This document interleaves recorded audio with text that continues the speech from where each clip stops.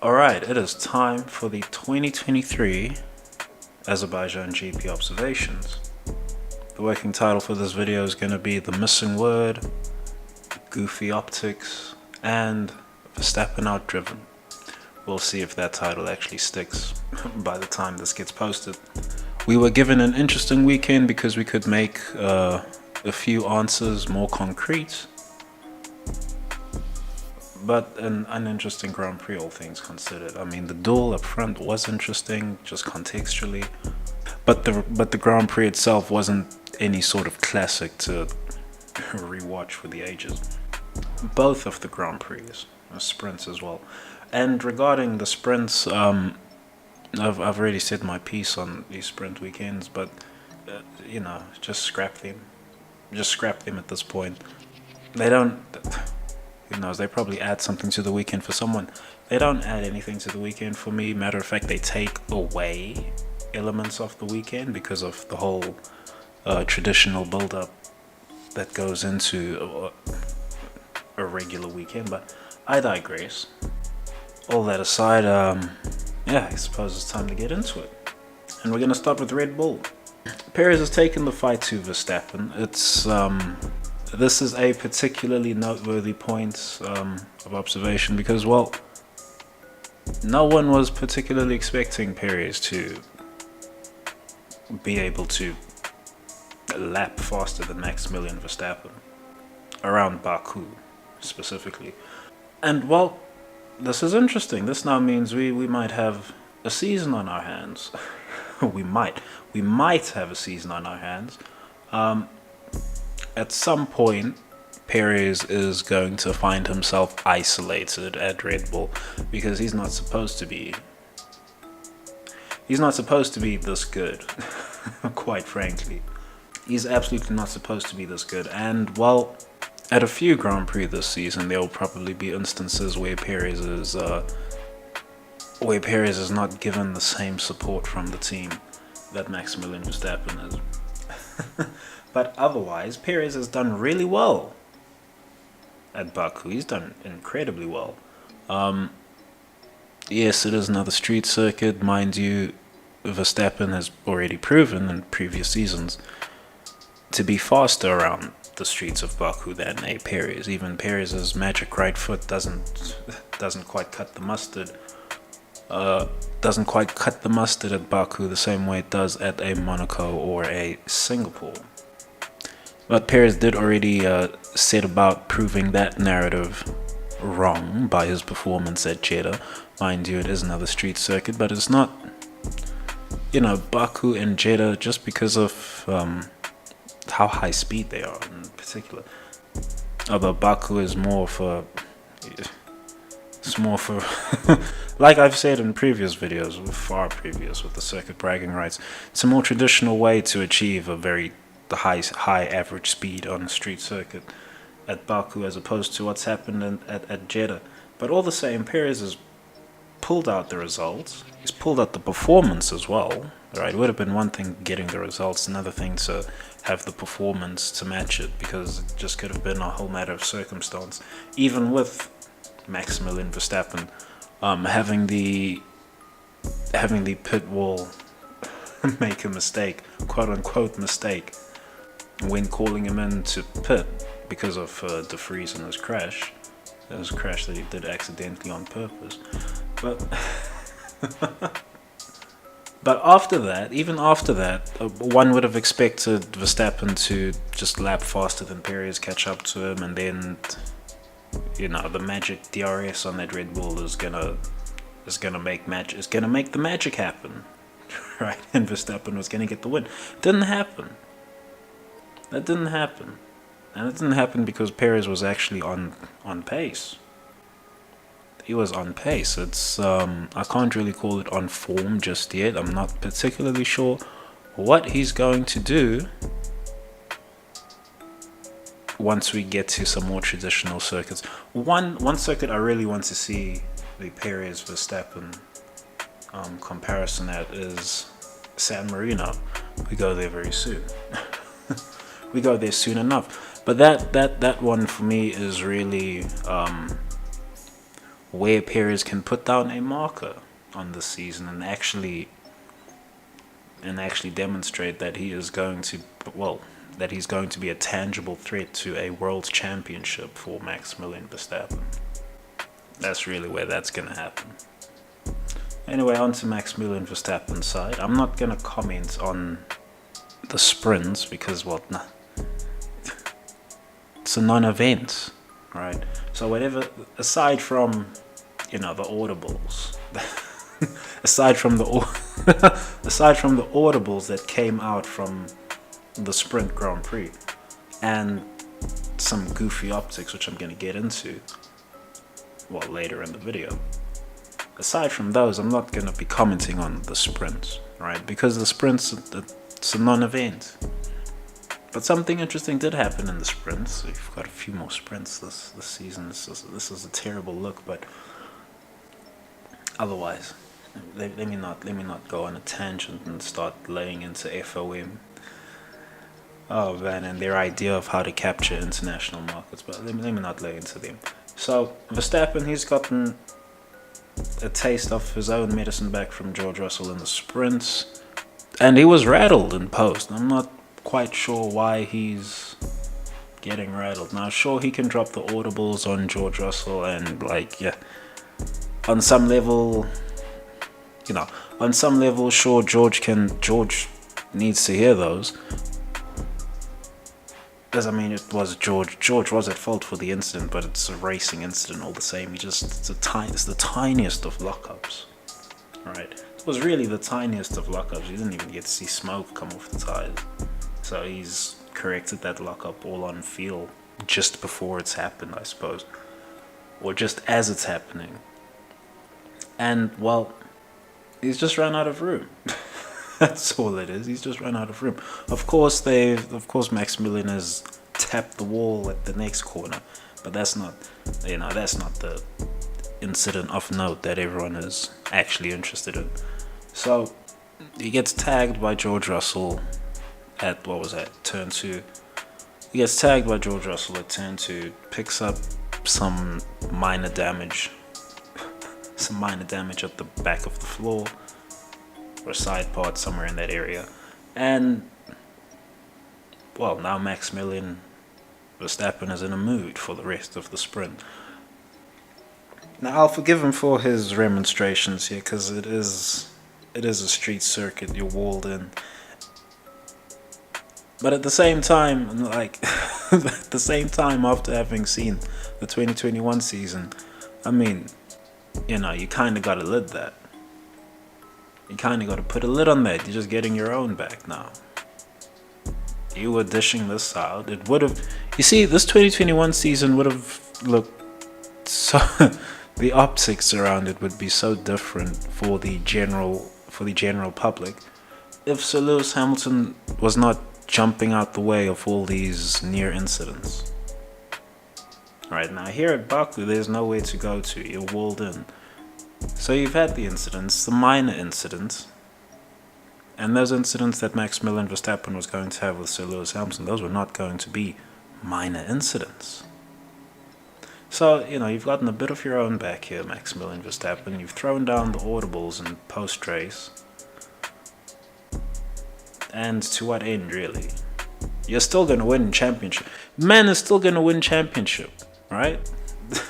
The guy is still going to win championship, and what? You're upset that he didn't get a sprint Grand Prix win or what have you? I don't even think he was going to win the sprint anyway, if Perez had the same form in the sprint as he did on the Sunday. But all that aside, one interesting thing that FOM has debuted this weekend is the track dominance map. Now, Perez was faster in the corners of the Baku street circuit. Now, I'm going to put that all down to his right foot. He was faster out of all the traction zones. Maximilian Verstappen, he would have had DRS going down the highway, mega flat out section. And that's where he predominantly was faster at the back end of the circuit. So I'd be interested to see what their comparisons look like at Monaco if they're both on form. But it remains to be seen if they even pull up this track dominance map again. I don't think they will. Something tells me they won't pull it up again, but who knows? Who knows? We can be hopeful. Anyway, an interesting result from Perez.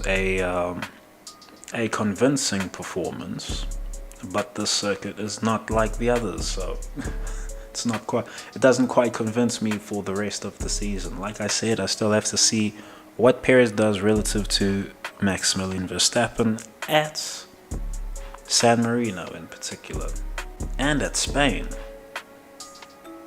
I also have to see what he does at Spain. Oh, one other thing I should note about Red Bull. The gloves are off this season at Red Bull. There will be no team orders. Why will there be no team orders? There's going to be no team orders because of Brazil. 2022, Brazil. Maximilian, he had already won championship. He's already won the 2022 championship at the time of this incident. And, well... Perez could have done with a leg up. It didn't matter at the end of the day because, well, Perez was never going to secure a second in the championship, all things considered, so it never actually mattered. But Maximilian did play a hand in sabotaging him at Brazil when he refused to take team orders. Nothing new for Maximilian. He's always refused to take team orders, right? That's nothing new. What was new for Perez was that he didn't quite expect that, because he had played the good soldier all season. He had played the good soldier all season. He was putting out fires that Maximilian was starting and all that. And, well, look at the thanks he got for it. So the gloves are off this season.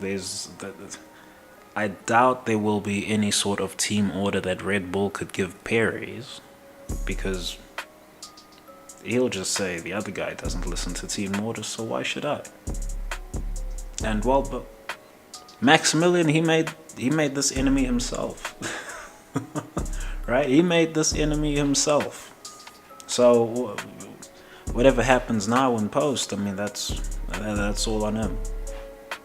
That's all on him. Perez having this extra fire in his belly all of a sudden, especially after like Barcelona last season.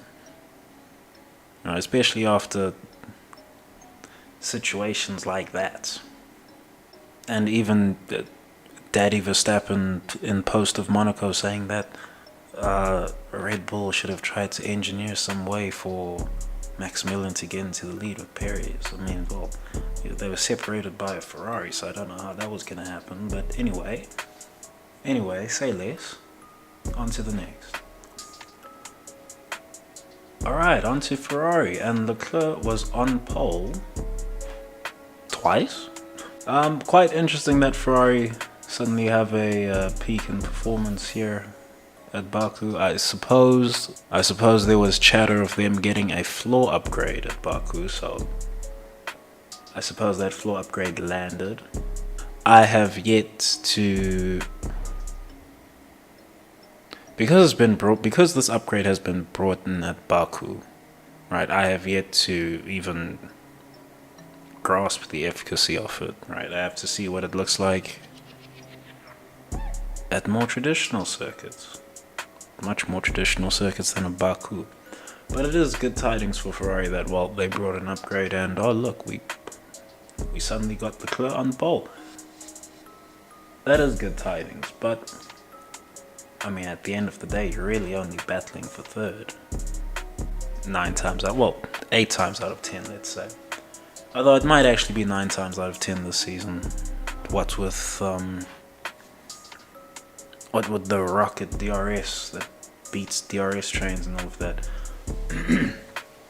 So, here are Ferrari, they bring upgrade, they put the car on pole, and all they can really do is watch themselves drop back from there.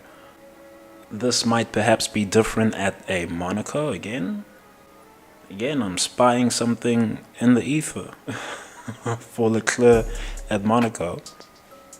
So if Leclerc were to pole at Monaco and go into the first corner in the lead, who knows what might happen from there on. But otherwise, that's really all that's of note from Ferrari and Leclerc's side. You put it on pole. It was never going to stay there. Right? It was just never going to stay there. But well done. We'll see if this form, we'll see if that form can actually maintain to any other circuits. Otherwise, Sainz is in limbo right now. Right? This Baku, this performance that he's put on at Baku, he's in limbo. I'm not particularly sure why. Perhaps Sainz just starts season slow. Or perhaps he just starts the season slow. That's the only thing I could surmise right now. Or heck, perhaps there were only enough parts for one car with their upgrade. I doubt it. I strongly doubt that. But hey, anything is on the cards right now. Even this early on in the season, quite frankly. Anything is on the cards. Because, well, certain teams might be panicking, looking at the sheer pace of the Red Bull, and they might just be throwing anything on the cars right now. Like, okay, 8 parts ready, put it on. Alright, put it on. Can't be worse than we are now. And let's see if it gets us closer to these Red Bulls. So that might be something that's going on, but I doubt it. I haven't watched the whole weekend, so I haven't gotten to listen in on commentary talking about who has which parts specifically. But otherwise, Sainz was just in limbo this Grand Prix. In limbo. It was quite telling when the radio played saying, oh, it's time to go hunting, and he couldn't go hunting. Right? That was quite telling. That was quite telling indeed. There's something about Sainz's tire management that just doesn't stack up at the top end. There's something about it that just doesn't stack up. I'm not particularly sure which detail of his tire management doesn't stack up, but he's missing something there. He's missing a wrinkle there. And it turns out to be a key wrinkle as things metastasize. Am I saying that Sainz is just going to be at sea for the season? Who knows? Funny enough, I would expect everyone in the top 8 to threaten for a win at one or another Grand Prix this season. So that's Leclerc, Sainz, Sir Lewis Hamilton, Russel, Alonso, and Stroll, along with the Red Bulls who've already clocked their wins. But I would expect everyone to threaten for a win at one or another Grand Prix this season. Will that actually pan out? Who knows? Who knows? It's looking unlikely just with the sheer pace of the Red Bull, but we have to remember that Red Bull are under, they do have penalties that are in action right now, and we can only wait to see how those things actually develop as the season goes on. Where might Sainz threaten for a win? Who knows? Circuit of the Americas, Monaco. You know, it will be the other Ferrari that that shows up at Monaco or what have you. The usual spec that goes on with Leclerc, Ferrari, and Monaco. The usual spec. But anyway, on to Aston Martin, and a very interesting thing is happening at Aston Martin. The Alonso-Stroll tandem has been established, and then I have to talk about its potential. So what is happening here with Alonso and Stroll? Stroll is happy to be a number 2 driver. Now, it might be the case that Daddy Stroll, Lawrence Stroll, has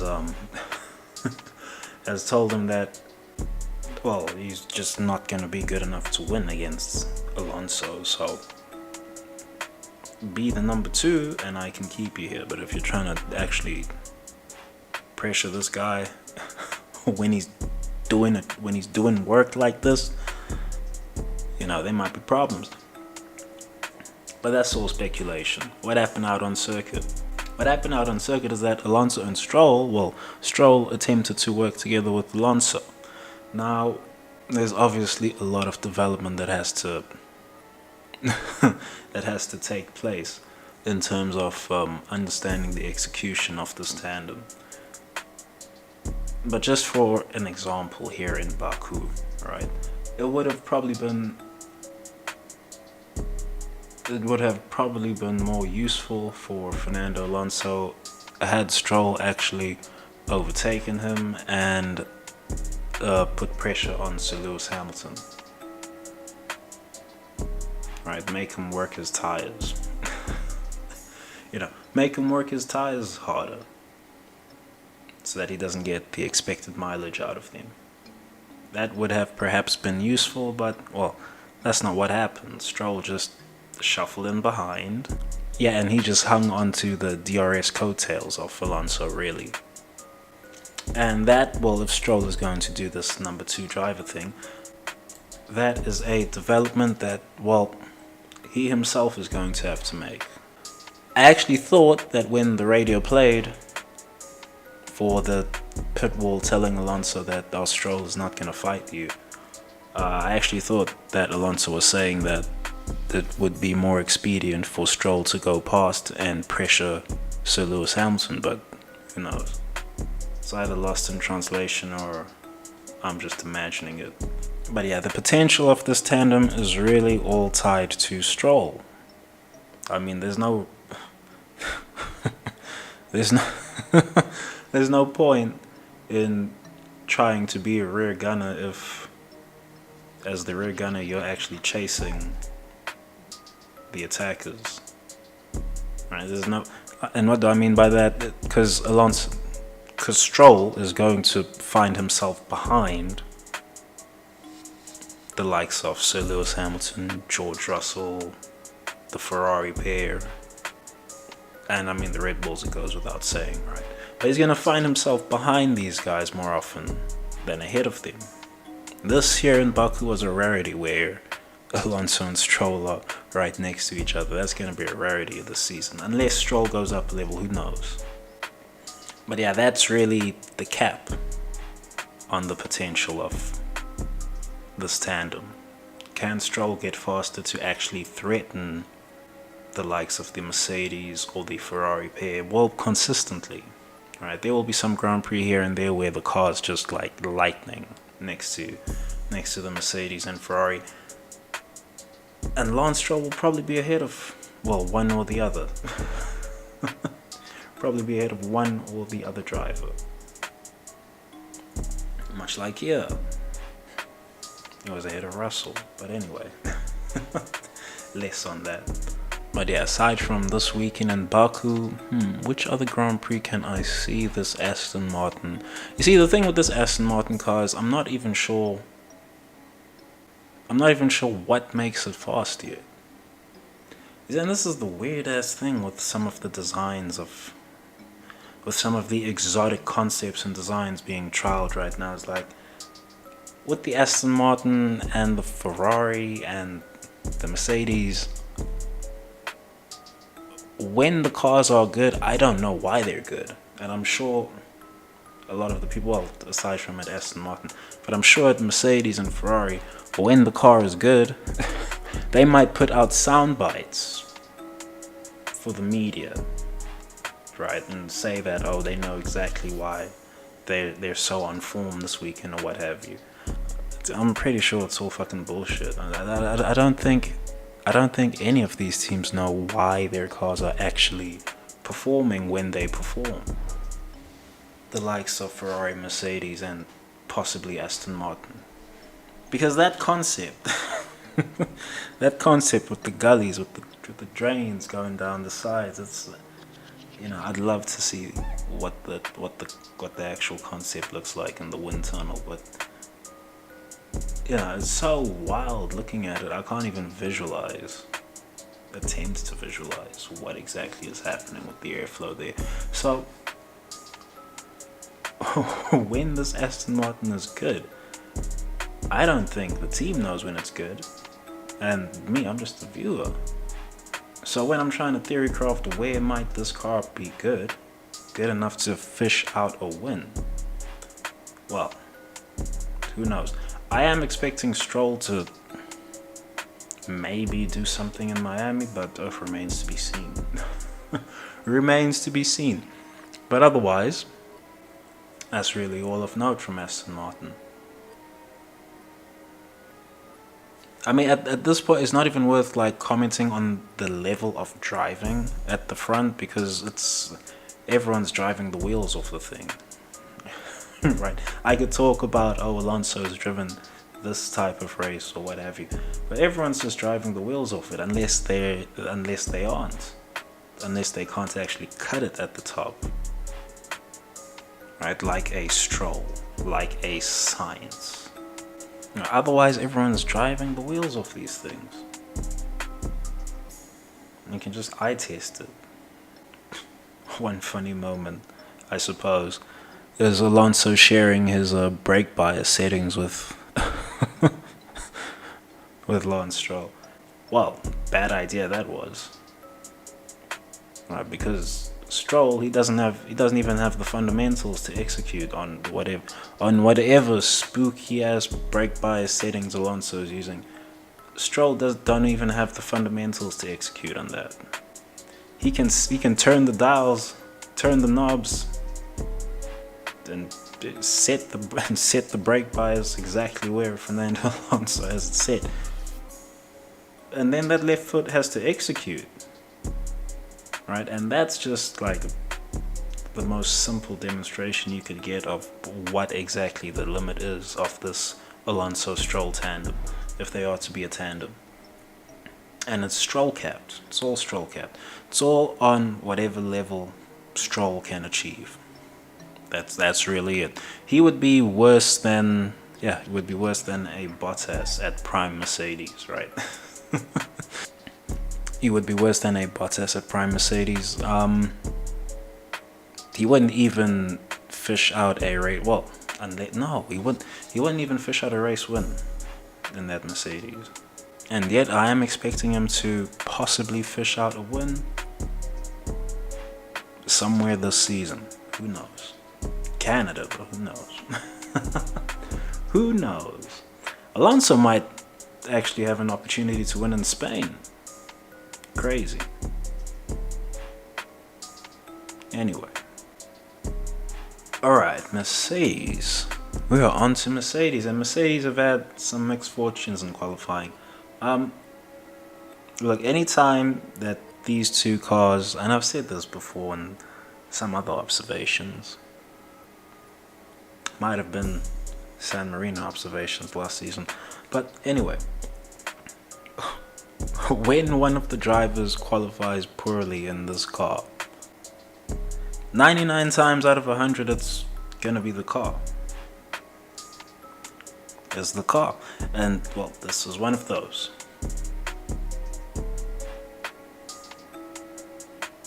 Right, this is one of those. Now Mercedes are putting out some lip service that their car is suspect in qualifying but bangs on race pace. Alright.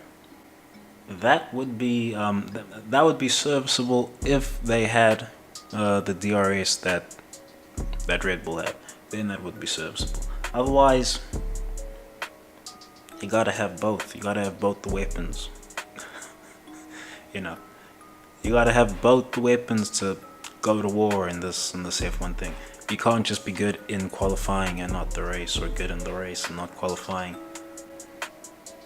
Because at some circuits it's going to be very easy to overtake you, and at others it's going to be very hard for you to overtake.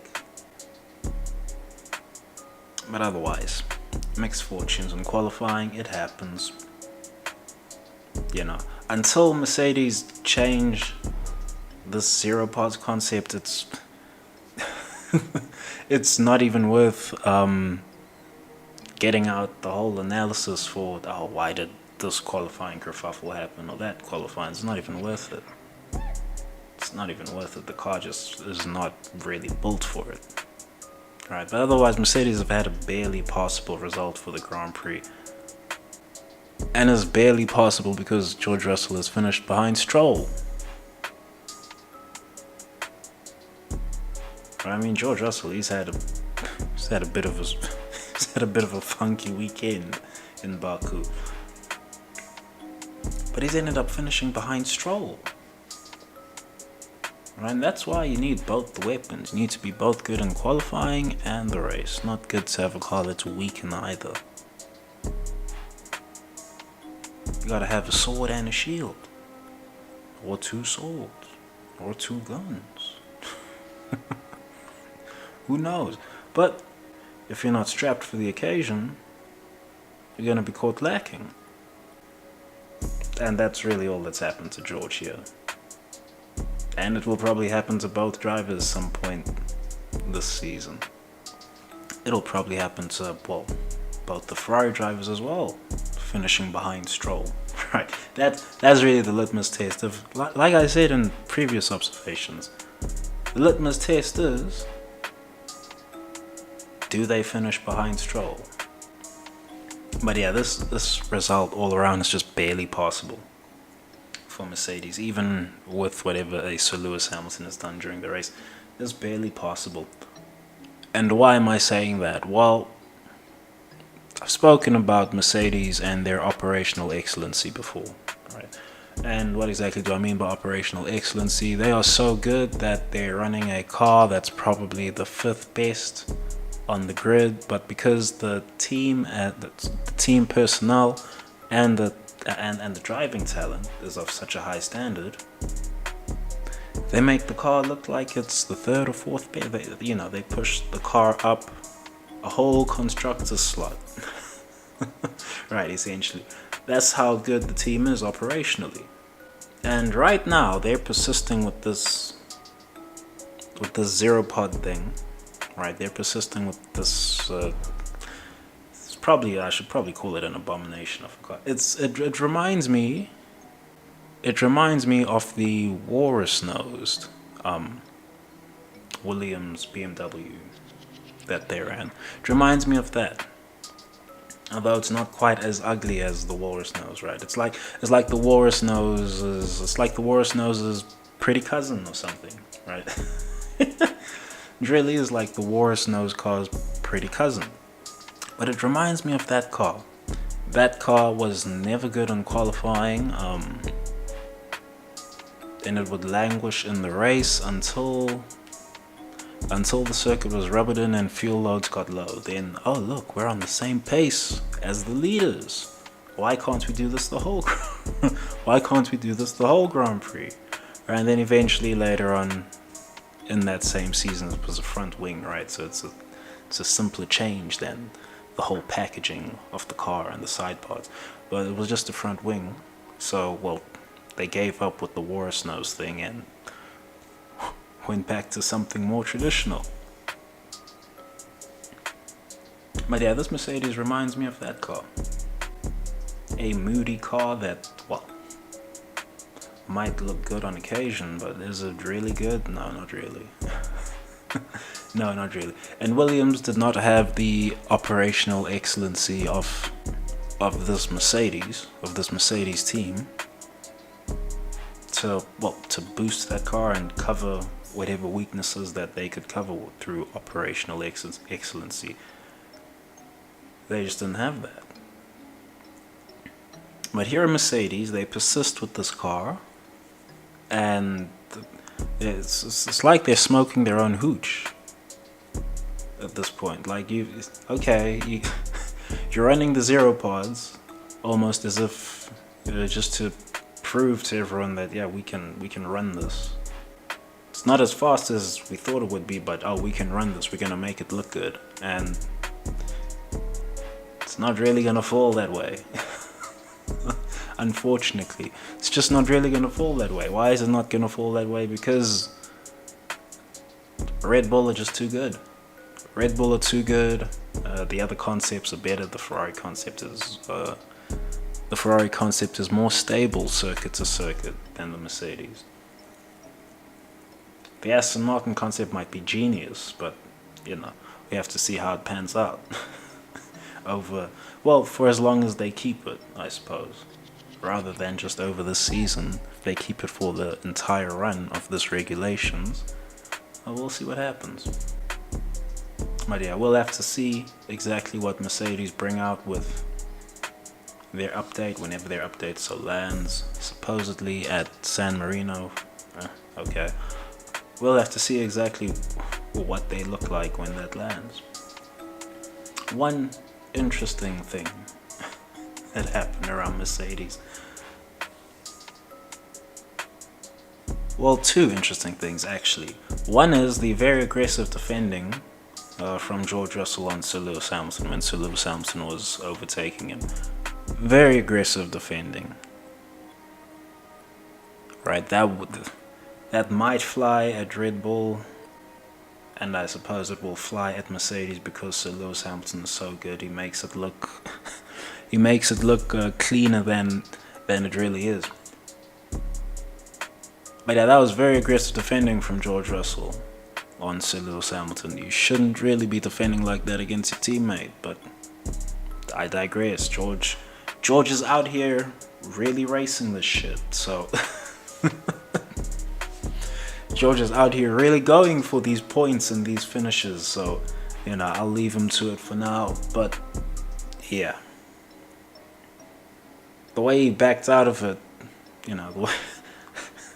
the way he backed out of it at the end kind of signaled to me that he almost lost his head for a second there and got a hold of it again. He's like, hold on, this is my teammate here. It's the Sir Lewis Hamilton. If we crash, it's not going to be his fault, is it? 8-time world champion. It's going to be my... Excuse me. Allow me to correct my steering here. But yeah, he defended so aggressively. So aggressively. Right, I'll be watching out for more of that this season. And yes, George Russell does not listen to team orders. We shall also see what happens with that going forward. And one other thing, George, he was not reprimanded for making 2 lanes out of the pit lane. I gotta ask, are the stewards taking the piss? I gotta ask. I would understand if the pit lane was the Indianapolis Motor Speedway pit lane. I'd understand, because that pit lane is huge. It's got 2 lanes and all of that. It's huge, right? I'd understand that. I'd understand any pit lane that has 2 lanes. But clearly, pit lane has 1 lane. These aren't the Matchbox F1 cars from the late 90s and early 2000s, right? These are big, hefty motherfucking F1 cars. These are like size of a van, maybe bigger. So, when an F1 car is in the pit lane, the lane is full. So it's really surprising to me that George Russell was not reprimanded for making 2 lanes out of the pit lane. It's just wild to me. So wild to me. It would have been crazy if he had...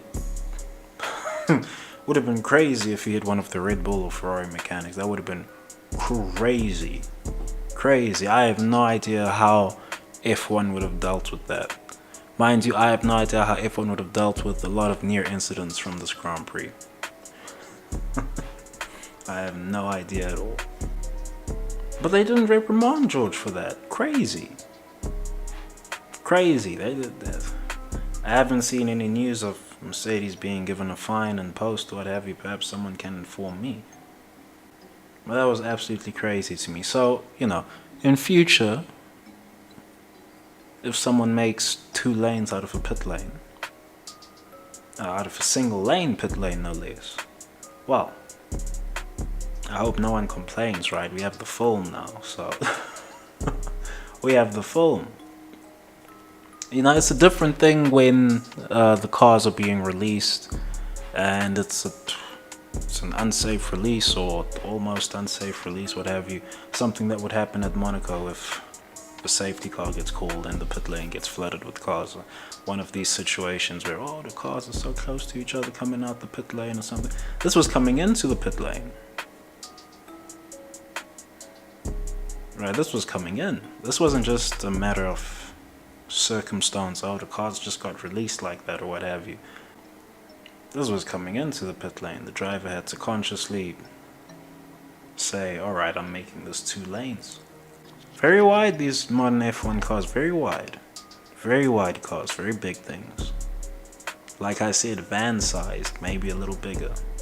You know, they fill up a lot more space in the pit lane than than I suppose George thinks. And perhaps even the stewards think. Anyway, we'll see how this metastasizes as time goes. We'll see. Some goofy, you see, this is a part of the goofy there were so many goofy optics from this weekend that I can't even like pinpoint just one, right? I can't do that. Like a Russell not being reprimanded for making 2 lanes out of the pit lane. Crazy optics, crazy. I don't know how that's flown. Anyway, on to Alphatauri. Yuki Tsunoda has scored a point after a crashful weekend. It's a crashful weekend. Crashed a few times this weekend. And he was the first bit of goofy optics that I saw over the weekend.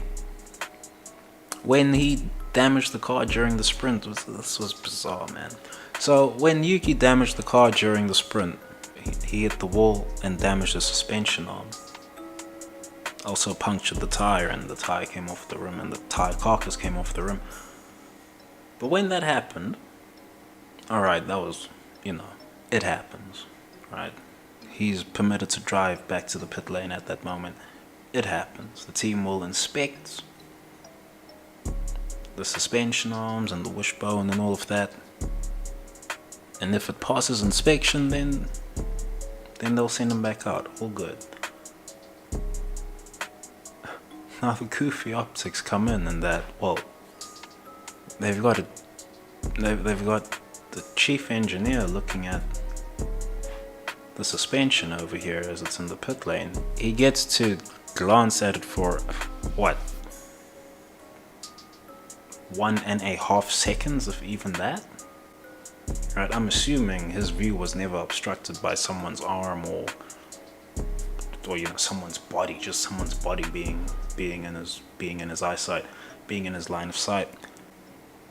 But he got to look at it for 1.5 seconds, and he's put the thumbs up. Excuse me. You know, any other time, I'm sure people would have their own memories this way or that way of when suspensions have had to be checked for damage in the pit lane. But any other time that a suspension has been damaged like in this way, usually someone is putting hands on it. Usually someone is putting hands on the actual suspension, giving it a shake and seeing if it stays in place. Right? You know, you're not going to tell me a mechanic shaking the suspension is going to break it. It's handling all the bumps out on circuit. It's handling all the downforce being thrown on it from these wings and the ground effects when out on circuit. It's handling way more forces. It's handling way more forces when it's out on circuit. Even when not at racing pace, even moving at safety car speeds or what have you. So giving it a shake, if that was going to break it anyway, you were not supposed to send it out. But they didn't even get hands on it. Sent them back out. Oh, look, the car is crabbing. Okay. It happens. Park the car. No, Yuki didn't park the car. He did the whole lap. What's he doing the whole lap for? What the hell is he doing the whole lap for? And the team didn't tell him to just park somewhere. You know, he goes past one. He goes past 1 run-off zone, 2 run-off zones, 3 run-off zones. Excuse me, Yuki, are you gonna park that? 3, 4, 5, 6, 7, 8, all the run-off zones. Does a whole lap. You're delaying the race. You are delaying the race. Never mind whatever goofy shit Red Bull are trying to do with an extended safety car period at the front of the Grand Prix. Never mind all of that, and never mind that the stewards were actually going to fly the green flag and resume the race without cleaning the debris right from the incident. Never mind all of that. Right, there's too much goofy shit happening for this period of a sprint, not even a real Grand Prix, for the sprint Grand Prix this is. And what, they just let it happen?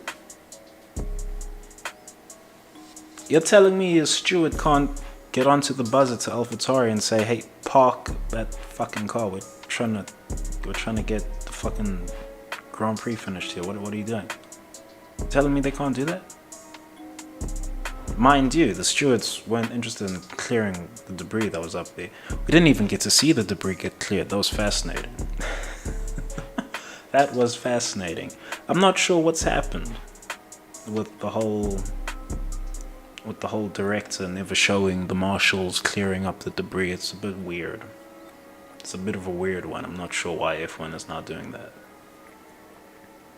You know, you would think it would be useful information for the teams to get, right? How is the circuit being cleared up when the cars aren't there? You would think that was useful information, but I suppose the director has other ideas. The stewards, I don't know what the stewards are doing, man. You see, I really don't know what the stewards are doing, because the stewards have they have all the cameras that are out on circuit, like there in their control center, right? They've got all the cameras that are present at circuit. Well, all the FOM cameras and TV cameras, right? It's not like they have access to every spectator's camera, although that's probably what, 10 years, 15 years away. Who knows? Who knows?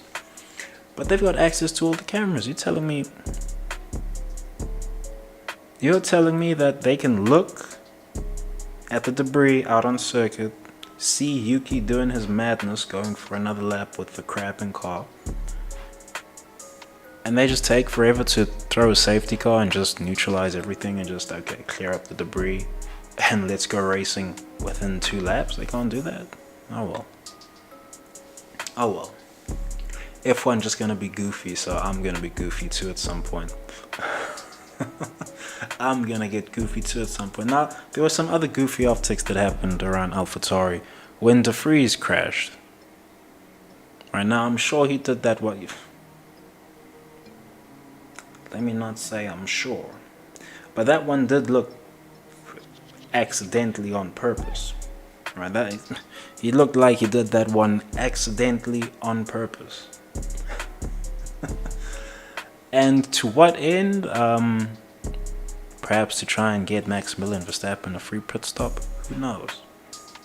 Because Red Bull pulled the trigger on that pit stop real quick. That was very surprising. I mean, I was expecting the Vries to reverse out and keep going, so for them to pull the trigger on that pit stop was a bit questionable. Had me raise an eyebrow and all of that. A bit questionable. And likewise, De Vries was taking forever to get out of the car. Like, I mean, you can see that the front tires are not pointing in the same direction. Right? Surely you can see this from the cockpit. You can see that the front tires are just not pointing in the same direction. It's done. Right? Hop on out. And, and let the stewards know what exactly is going on, whether your car is continuing or not. Mind you, the stewards do have access to every ECU that's on the grid. So anyway, let me say less on that. But yeah, the Vries crashing, the Alphatauri crashes, incidents from this Baku Grand Prix were just a bit goofy, a bit spooky, all a bit weird. It was all a little bit Holly weird, but anyway, Anyway, one other thing around Alphatauri, Helmut Marko has turned up the heat on De Vries. Now, it's a funny thing here with De Vries. Right? It's a funny thing in that he's an F1 rookie, but he's an F1 rookie who is a Formula E world champion. So, where exactly does that place him? I'll tell you where that places him. He's still an F1 rookie. He is still an F1 rookie. And it's a funny thing about F1, maybe the European sports in general, as compared to the American sports in general, and that the Americans will have an infographic to show that someone's a rookie every time their name is on screen. They've got an R in brackets next to their name or something, or a circle R or what have you. You know, they'll have the rookie stamp, as it were. That doesn't happen in European sports, at least from my knowledge. And it particularly does not happen in F1. Because when you make F1 as a driver, I mean, even Brendan Hartley is coming in as a Le Mans winner, a WEC champion and all of that. He didn't have a good time in F1. But Helmut Marko turning the heat up on De Vries. I mean, really, folks, there are no rookies in F1. Right? Really, there are no rookies. What there is in F1 is you are either a world-class driver or you are not. Because, well, there are certain things the drivers are expected to be able to do, which you can just never be taught how to do. Right? In IndyCar, and some instances in WEC, I suppose. Well, I mean, WEC is a different thing, I suppose. Let me not touch WEC, because the drivers can have multiple cameras within the car.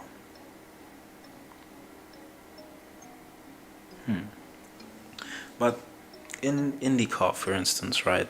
Of course, this is something that's had to develop on account of the challenge of oval racing. But there's spotters in IndyCar, right? There's spotters who are following one car around the circuit, and they're in radio contact with the driver all the time, telling them where the other cars are. There's a car top side, there's a car bottom side. Everyone has played The Sims by now, and this isn't all The Sims, and it's even in racing formula where it doesn't exist, right? I'm sure everyone's playing their iRacing, and everyone's on iRacing, and they're playing a GT3, and they're running a GT3 car or cup or tournament, whatever a race, and there's spotters. For whatever reason, there's no spotters in any of these other sports, but there's spotters for oval racing. Right. But when you're driving these single-seaters, the one thing they don't teach you is, well, how to feel the turbulence of other cars on your car. They don't teach you how to do that, you just have to know how to do that. And if drivers didn't know how to do that by the time they hit F1, you know, they would be having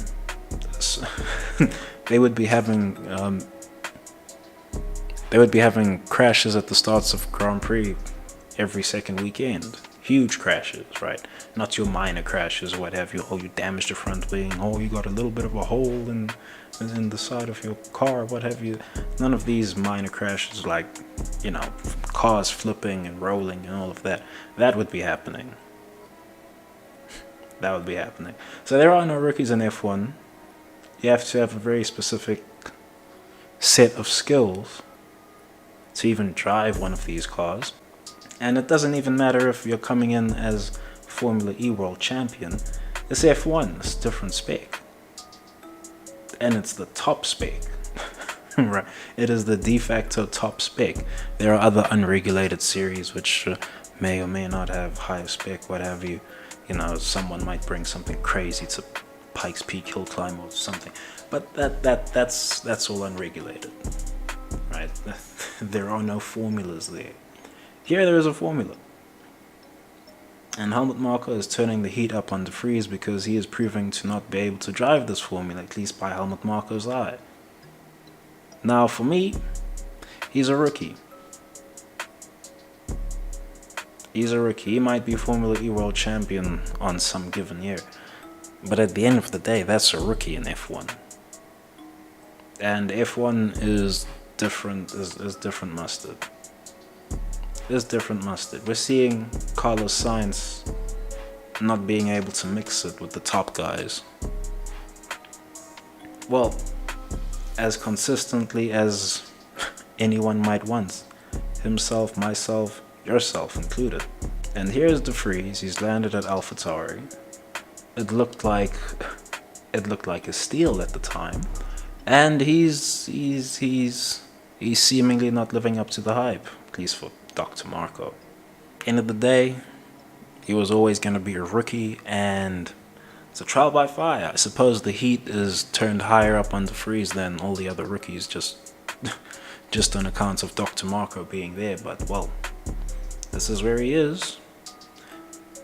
Things don't seem to be going all that well for him, and supposedly Dr. Marco is even threatening a mid-season firing.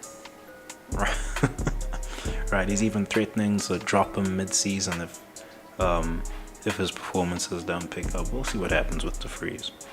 We'll see. I'd be very surprised if...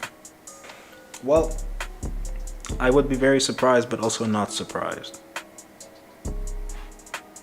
Because I can understand Dr. Marco is perhaps getting excited by the look of Yumu Iwasa right now.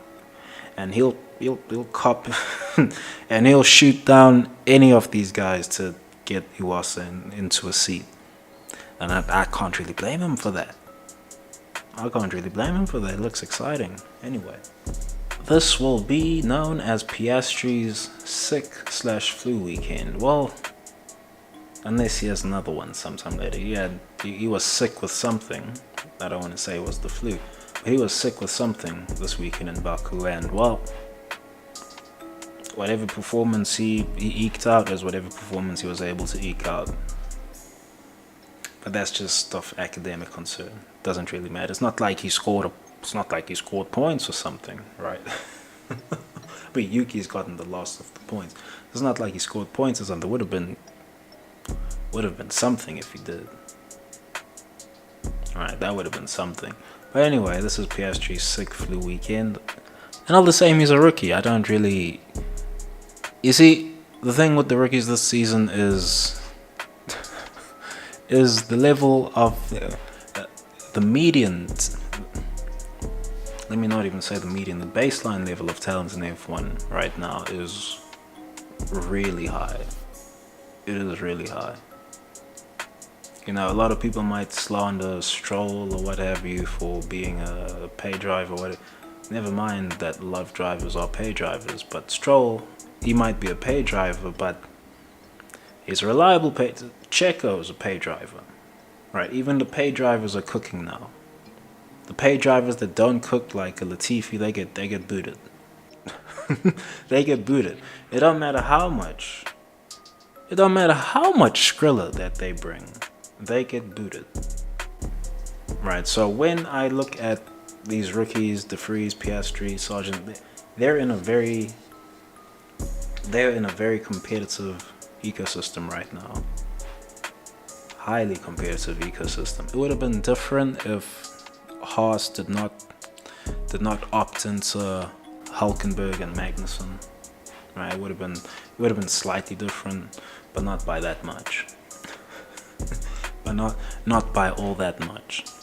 Likewise, it would have been different if Alfa Romeo did not opt into Zhou. Then they also went and picked up someone. If they picked up a Ricardo, right, it would have been different.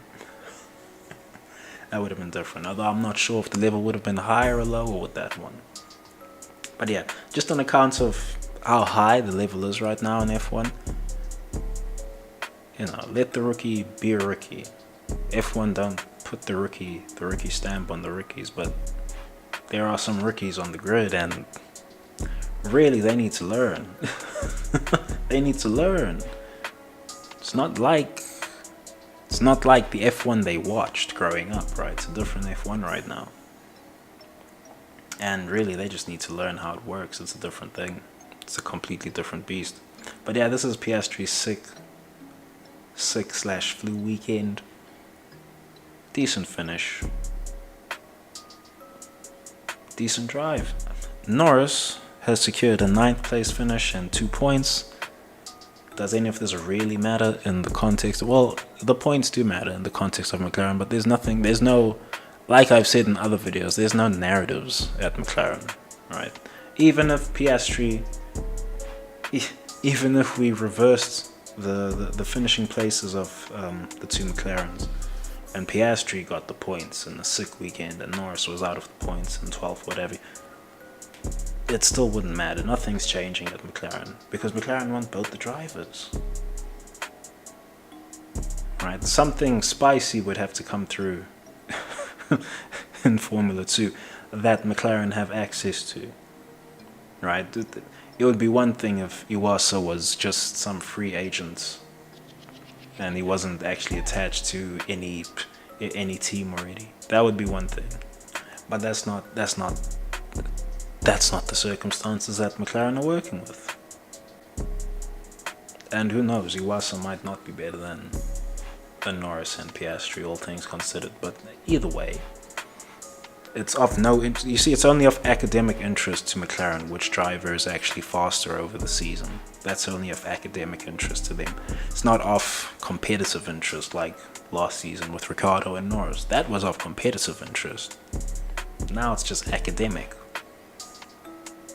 They want both the drivers, and they would like themselves to actually produce a race-winning car. Remains to be seen if they can do that. On to Williams. Logan Sargeant has missed the sprint after crashing in the sprint shootout. I mean, this is just another reason why we shouldn't even be doing sprint races. But anyway, someone's gonna say that, oh, someone could crash in FP3 and then they miss qualifying. I mean, that's fine. They're gonna make the race, right? Here, Sargeant has missed the race, and there's no spare cars. You see, if there were third cars, he wouldn't have missed the race. But oh no, there's no third cars in current F1. Gotta cut costs and all of that. Alright. Williams are out here rebuilding the whole car. paying the mechanics overtime and all of that. If only there was a spare car, they could have just thrown him in that and just hoped to run on spares for the rest of the weekend. Or we'll just repair the third car, but at a leisurely pace. The new third car at a leisurely pace. They could have done that, but you know, we don't have third cars in F1. Not anymore, at least. We don't have spare cars, we don't have T cars, none of that. So Sargeant missed the sprint. Okay, it happens. I suppose there's a lesson in there for him to learn. Alright. But at the same time, it's a non-event, it's a sprint Grand Prix. Who really gives a fuck about the sprint Grand Prix? I certainly don't. I'm sorry if you do.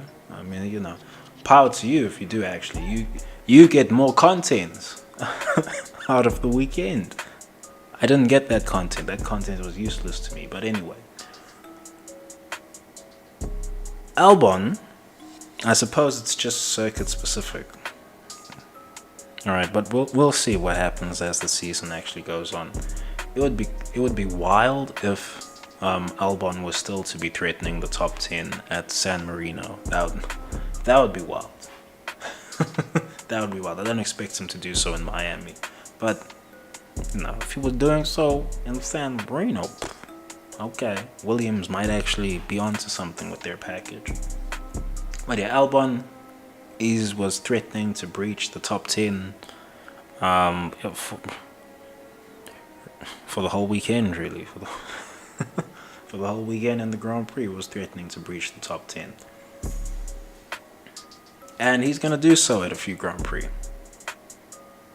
He is definitely going to do so at a few Grand Prix. And well, and it will be interesting to see what sort of interest he fetches in post. He might actually end up at Ferrari at some point. if Sainz if Sainz really stays in limbo, he might actually end up at Ferrari, this Albon brother. But anyway, fascinating weekend for Williams, and it's really all just because of one car. I suppose Logan Sargeant is just fascinating for me in general, but otherwise. Alright, on to Haas, and Hülkenberg has had a brush with the wall. Now, these Haas brothers, these Haas drivers, they pushing their luck at every single street circuit. They are just pushing their luck. These guys, you know. We've already seen Magnussen run out of luck in Australia, and they're gonna run out of luck in a few more places. Like, you know, now definitively they're gonna run out of luck in a few more places. I wonder what Gunther is gonna be saying about about how expensive these two are on repair budgets afterwards, after the season. But anyway, Hülkenberg has had a brush with the wall. It was just a brush. It's gonna be another Grand Prix somewhere along the line where it's a little more than a brush, but I digress. Something interesting happened this Grand Prix with the Ocon Hülkenberg cork. And if I see another endless DRS train somewhere this season, I'm gonna have to talk about these. This is another DRS train situation. And you know, it's because of these DRS trains that I actually just want DRS to be axed. Although they're not gonna axe DRS, they're gonna double down on it. I'm alright with the angle that they're doubling down on it though. We're gonna have active aero at some point. Alright, full active aero, cool, we can do that. But really, these DRS trains,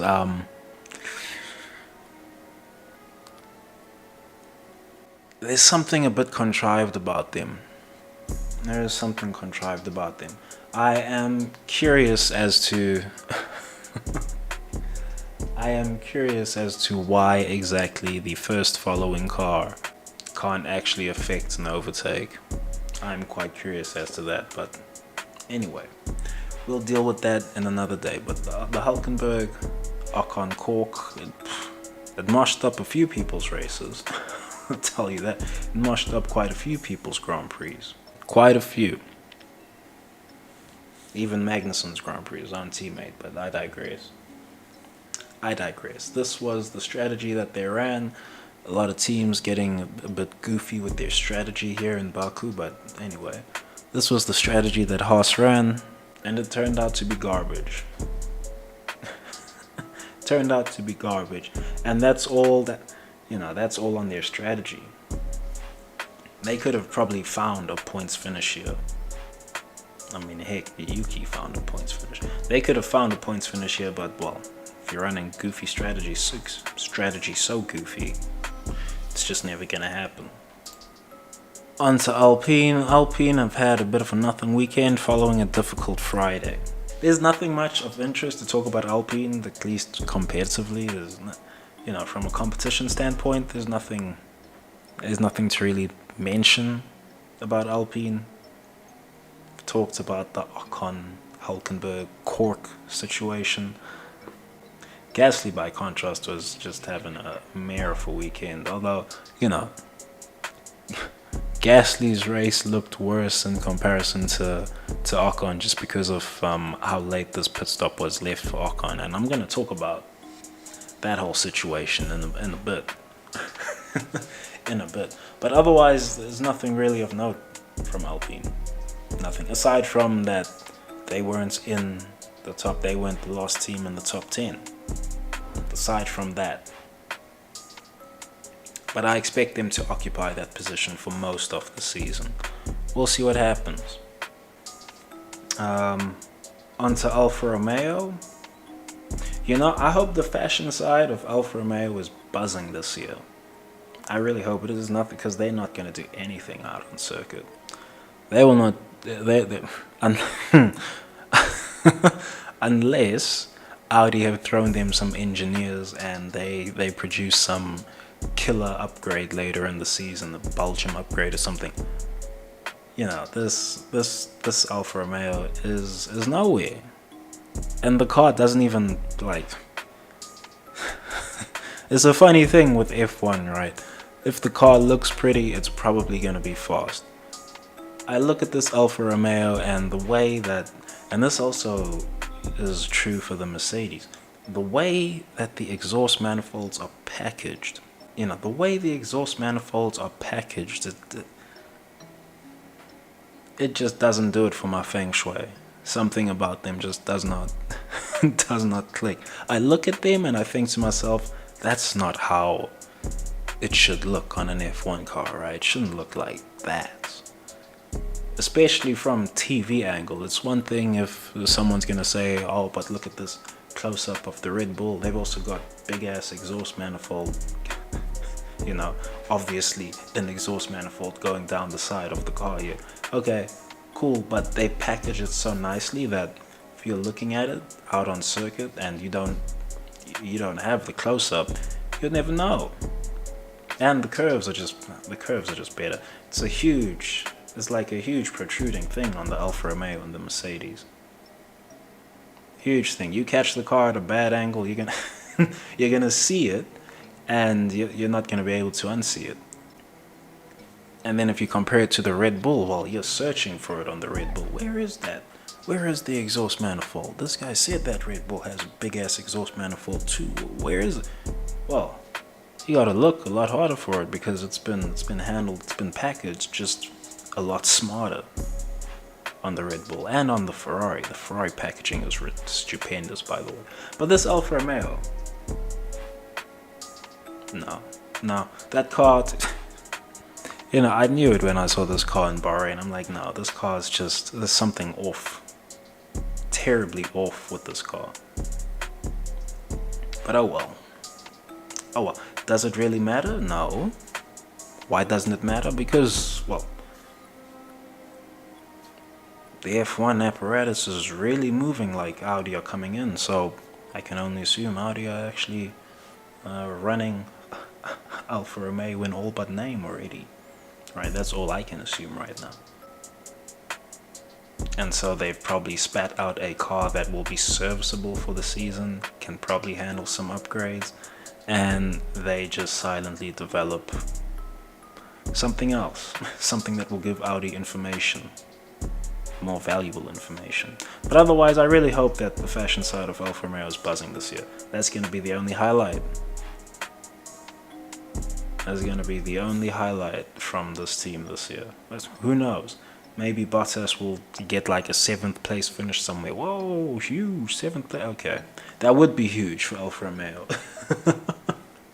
You know, I don't want to belittle that. But I don't want to belittle that by, like, you know, putting on The Voice or anything. But yeah, that type of finish would be huge for Alfa Romeo. Right? That would, you know. Zhou got the 10th place finish in... Was that in Australia? Or was it a 9th place finish? I think he actually finished 9th. Anyway, 9th or 10th place finish in Australia. That was a mega result. Right? Mega. They're gonna struggle to replicate that type of result throughout the season, I'll tell you that. But hey, the fashion is buzzing. And we know Audi's coming in, so... You know, as you were Alfa Romeo. One does wonder how long Bottas is actually going to stay in F1. Is he going to get to see? Is he going to get to drive in Audi? Who knows? Who knows? But anyway. Alright, some sundry observations. If you are wondering what the missing word is, it's porpoising. Not a single car porpoising. You know, you wouldn't even...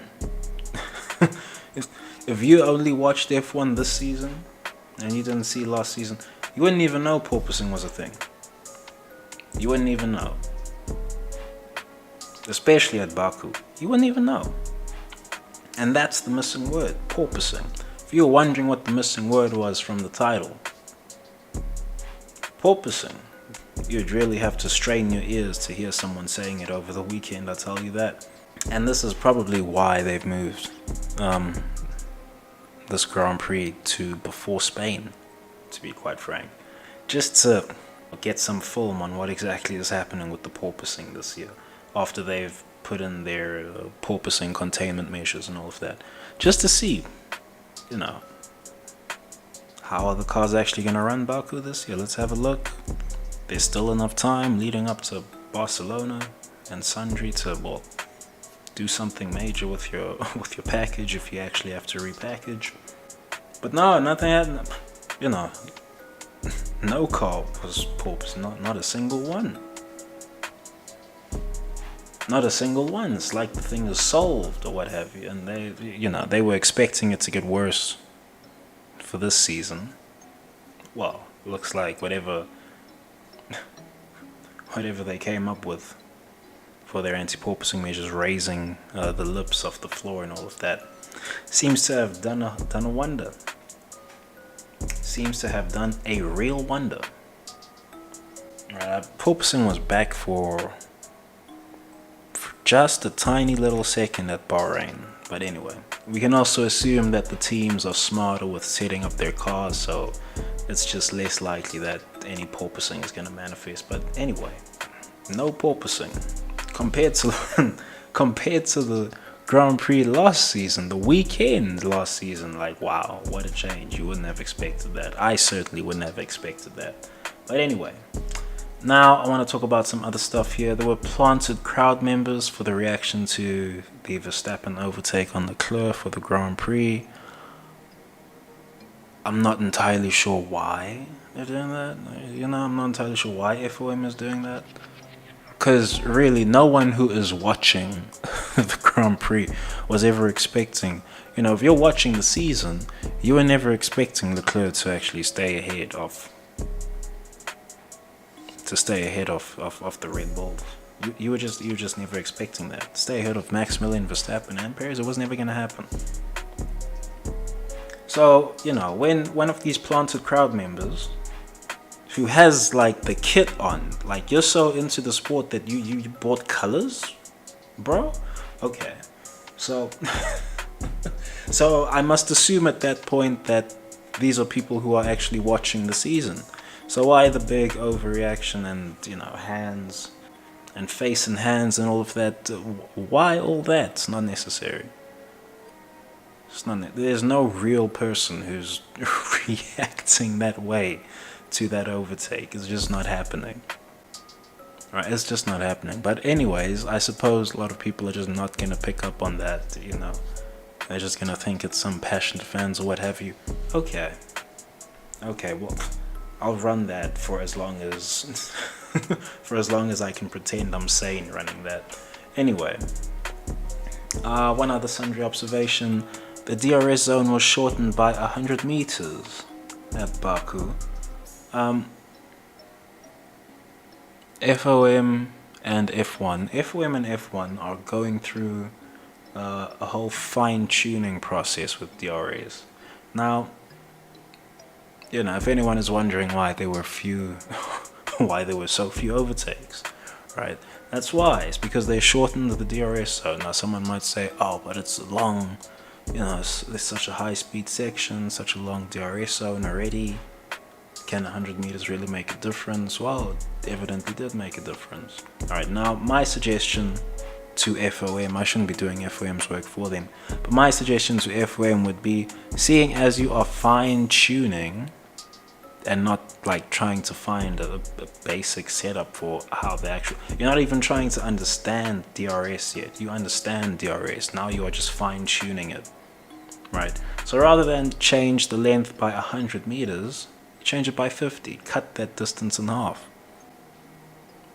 It was too obvious. But anyway, there's a whole lead time up to this, because the whole GPS systems for DRS and stuff, all of these things have to be set up at circuits well ahead of time.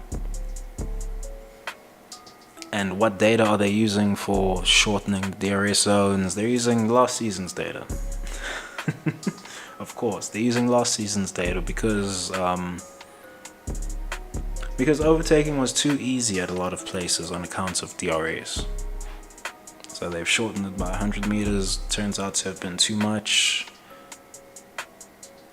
Also, when taken in context with the development of the cars and the fact that the front wings have gotten just a bit more, the teams will always find some way to get around whatever the written rules are, and find a way to throw elements onto their front wings somehow, right? They'll always find a way to do that. And now, on account of them doing that, the cars don't follow quite as well. I suppose they'll release some simplification for the front wings, heading into next season, right?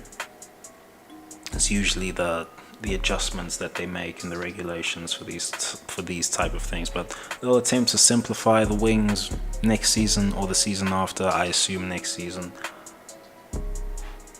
And well, they're gonna jig the DRS zones again off of this season's data, and then it's gonna be a whole rigmarole like this, and I'm gonna get annoyed by it, right? But anyway, if you're wondering why there was less overtaking in Baku, DRS zones got shortened, and that stands for a few circuits, right? The DRS zones have been shortened at a few circuits this season. This was the first. I do also believe. Yeah, I do also believe there was a DRS zone that was shortened at Jeddah, but I might be wrong on that. But this was the first one that commentary was very short to make sure everyone knew. Right, this is the first DRS zone shortening that commentary was very short to make sure everyone knew about. So here you go, we got a little bit shorter DRS zones at a few circuits this season, and Red Bull have special DRS, right? Anyway, and one last sundry observation before we get into the notes from commentary is the pit lane near disaster at the end of the Grand Prix, with Ocon coming in to serve his pit stop. F1 is so goofy right now that that people might have died. Right, people might have died and they wouldn't have even been in the cars, or a marshal with a crazy accident happening around them, right? So this whole situation has happened here at Baku with the pit lane journos almost getting run over by Ocon. Alright. One does have to ponder why exactly the journos are trying to set up so early. I do have to ponder that, because, well, it's the photographers as well, I suppose.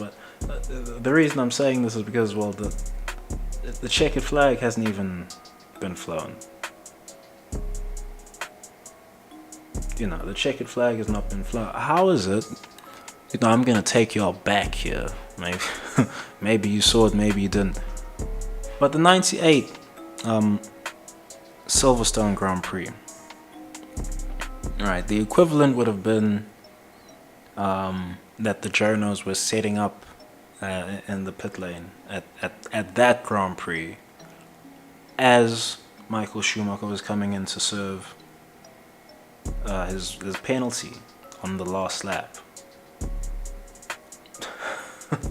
Right, they would have been set up in the pit lane, waiting for Park for May to actually happen, and here comes Schumacher. He's vimming it into the pit lane, and the track is sopping wet. He might be a magician on the brakes, but there's limits to everything.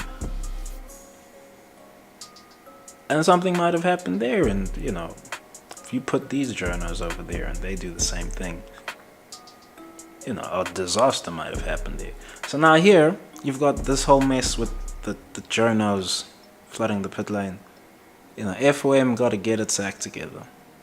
F1, FOM, the stewards, all these higher ups who are managing this entire situation, they got to get their shit together. They simply got to get their shit together, man. Nothing more to really say about that. It's funny. They're more concerned with making sure Ted doesn't talk about the 8th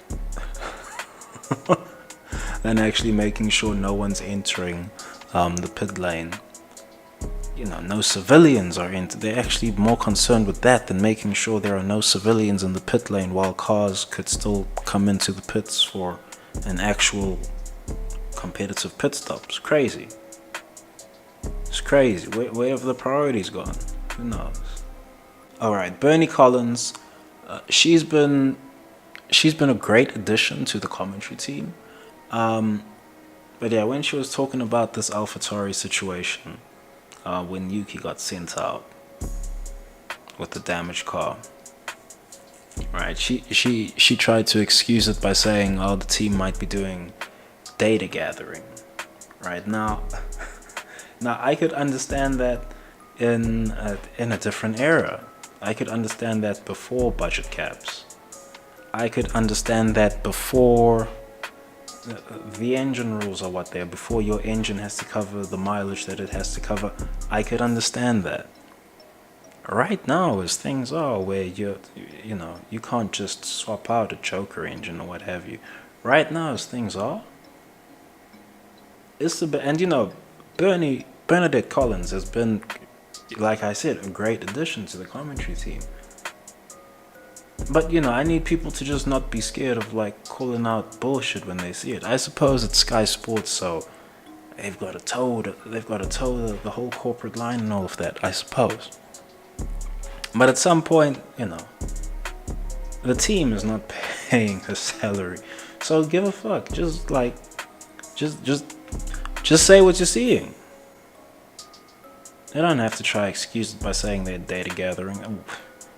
Why would they be doing it? Unless you're Alfa Romeo running programs for Audi? It's a different thing. Right, it's a different thing. Alphatauri, by contrast, are trying to score points. Their drivers are trying to secure employment. They're trying to secure employment for the following season. The last thing that they want is, we were data gathering in Baku. So the engine, as soon as we put this engine on its 4th cycle, it went pop. And who knows, fucking Silverstone or what have you, next time they use this engine. Right? Was it data gathering then? Or or was some type of fixing? Right? But anyway. And one other note from commentary, Chandhok has dropped to Perla. And as Perla was, the reality is Perez is just outdriving Verstappen here. And it's true. It's true. Perez was indeed outdriving Maximilian Verstappen at Baku. And that is why this has been a most interesting weekend for Sergio Perez. Right, it would have been one thing if, like Chandhok alluded to after he said this, it would have been one thing if Maximilian Verstappen had picked up damage again, like like he did in the sprint with George. That would have been one thing. It would have been another thing if a set of circumstances shuffled him back down the grid. He had a puncture or something. That would have been one thing. But instead here, Verstappen was tasked with actually racing Perez, and Perez was tasked with actually racing Maximilian Verstappen, and he was able to mix it with him at Baku. He was able to mix it with him. What was the expected outcome as soon as Maximilian Verstappen done the kerfuffle with the early pit stop? What was the expected outcome? Maximilian Verstappen, he's gonna just drive up to the back of Perez and fly past him. Perez didn't even grant him that opportunity. Didn't even grant it to him. He wasn't able to get within 4 seconds of Sergio Perez. 4.5 seconds, I believe. Anyway, let's not get too specific. And so Chandhok had to drop the Perla. Perez is just outdriving Verstappen here. And indeed he was. And indeed he did. And now is where the real test is going to start for Perez. And I suppose the real test is gonna start for Red Bull. Are they gonna actually maintain this and and actually let the drivers race on equal terms? We shall see. We shall have to see what exactly happens. But anyway, that should be it. This GP Observations is a bit of a movie. I've got a bastard of an edit waiting for me. Oh well. Oh well. Yeah, that should be the vid. Thanks for watching. Thanks for listening. Peace.